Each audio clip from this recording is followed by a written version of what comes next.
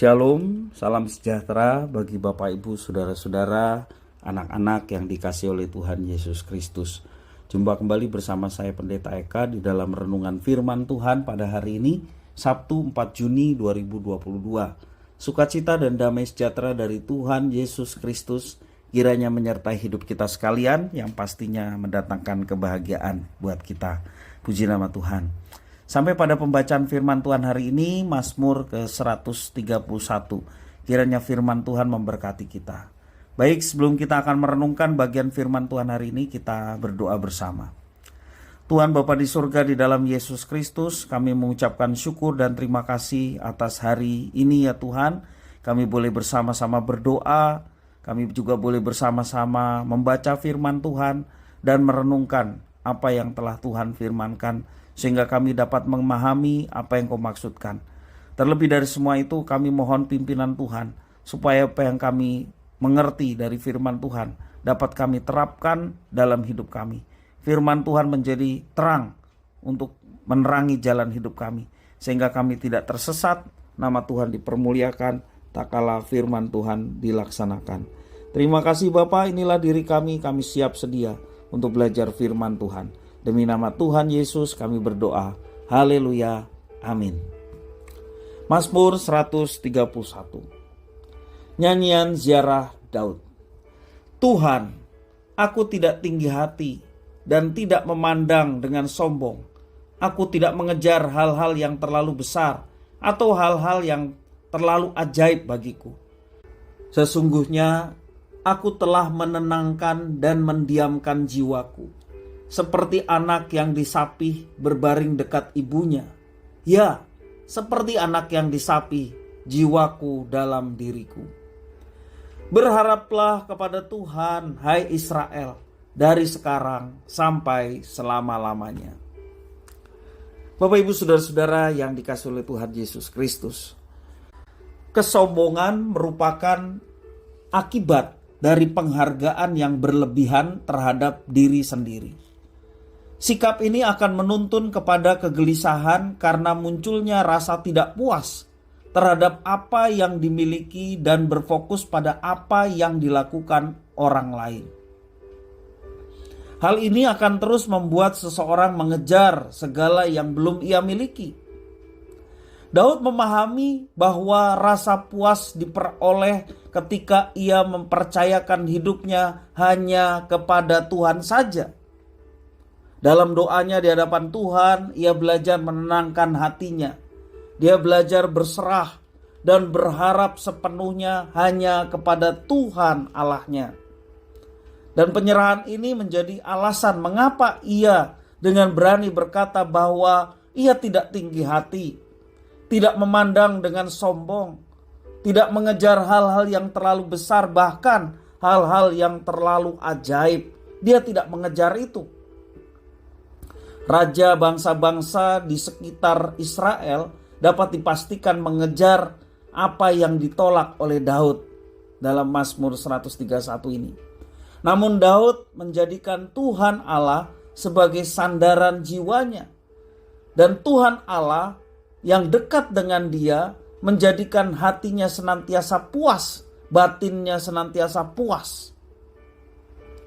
Dia menyerahkan kehidupannya ke dalam pimpinan Tuhan. Itulah yang menjadi kepuasan di dalam jiwa Daud.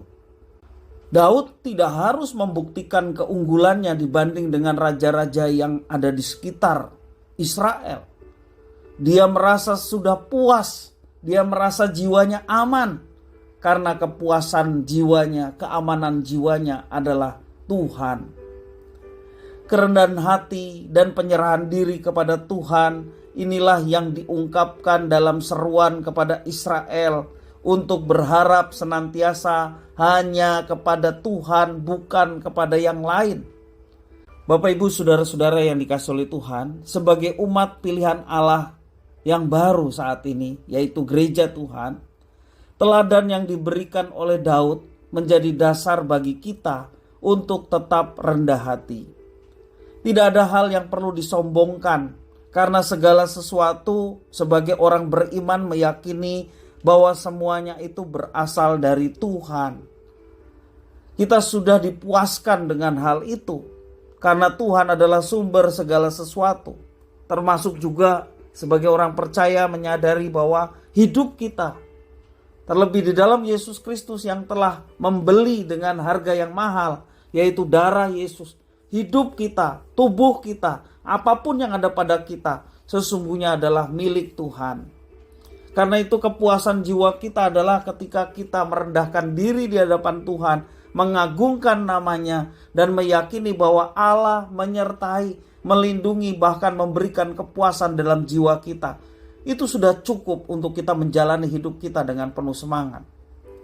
Kepuasan di dalam Tuhan membuat kita tidak perlu mengejar kesia-siaan yang umumnya dikejar oleh orang-orang yang tidak mengenal Tuhan. Orang-orang yang ada di dekat kita, yang Tuhan tempatkan di sekeliling kita, bukanlah saingan untuk menunjukkan superioritas di dalam diri kita, kehebatan diri kita. Masing-masing bersaing, saling menganggap dirinya lebih hebat daripada yang lain. Tuhan tempatkan kita di tengah orang-orang lain, mungkin yang tidak seiman, supaya hidup kita boleh memancarkan terang yang ada pada kita, sehingga hidup kita boleh menjadi berkat bagi sesama. Bapak Ibu Saudara-saudara yang dikasihi oleh Tuhan, dalam segala kerendahan hati dan juga penyerahan diri kita kepada Tuhan, kita dapat mengajak orang-orang yang ada di sekitar kita untuk turut senantiasa berharap hanya kepada Tuhan. Bapak Ibu Saudara-saudara yang dikasihi oleh Tuhan, seperti Daud yang sudah berserah dan itu menjadi kelegaan dalam jiwanya, dia mengajak orang-orang yang ada di sekitar, yakni bangsa Israel, untuk turut serta berserah dan berharap hanya kepada Tuhan sekarang dan selama-lamanya. Demikian juga kita, pengharapan kita kepada Tuhan, penyerahan kita kepada Tuhan boleh menjadi berkat bukan saja bagi diri kita yang sudah dipuaskan jiwanya, tetapi kita juga boleh menjadi berkat bagi orang lain. Karena hanya dengan berserah, percaya, berharap kepada Tuhan, maka seseorang akan mendapatkan kepuasan di dalam jiwanya. Dan semua itu didapat hanya di dalam Tuhan Yesus Kristus.